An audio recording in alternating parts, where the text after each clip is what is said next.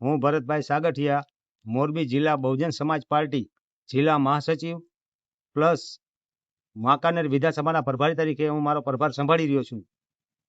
એની અંદર આજે જે રસિકભાઈ વોરા નામના વ્યક્તિ દ્વારા જે ઓડિયો ક્લિપ વાયરલ કરવામાં આવી છે એની સાથે મારે કોઈ સંબંધ નથી અને બહુજન સમાજ પાર્ટી કોઈ ભાજપ યા કોંગ્રેસ સાથે કોઈ એને કોઈ હોતું નથી, કાંઈ લેવા દેવા નથી હોતા. ને એ વાત જે થઈ છે બિલકુલ ગલત વાત થઈ છે. અને બહુજન સમાજ પાર્ટી હર ક્ષેત્ર ઉપર પોતાના તાલુકા પંચાયત હોય, જિલ્લા પંચાયત હોય, નગરપાલિકા હોય યા મહાનગરપાલિકા હોય, એની અંદર બહુજન સમાજ પાર્ટી જિલ્લા કમિટી નક્કી કરે એ ઉમેદવારોને અમે ચૂંટણી લડાવતા હોઈએ છીએ. અમે કોઈને કોરા મેન્ડેટ આપતા નથી હોતા. અમે આવો કોઈ ધંધો કરતા નથી અને બહુજન સમાજ પાર્ટી કોઈ પણ મેન્ડેટનો ચાર્જ પણ લેવામાં આવતો નથી.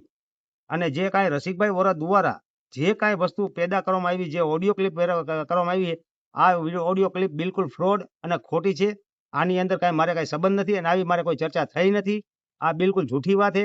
અને આવનારા સમયની અંદર બહુજન સમાજ પાર્ટી વધુમાં વધુ ઉમેદવાર લડાવવા માટે એ તત્પર અને સતત પ્રયાસ કરી રહી છે. એના માટે જે કોઈ બહુજન સમાજ પાર્ટી યા બહુજન સમાજ પાર્ટી નેતાઓને જે બદનામ કરવાનું કોઈ ષડયંત્ર રસિકભાઈ વોરા દ્વારા કરતા હોય તો એને અમે પાયાથી વખોડી કાઢી છીએ. આને અમે સ્વીકારતા નથી. આ સદંતર જૂઠું છે અને આ ખોટું છે.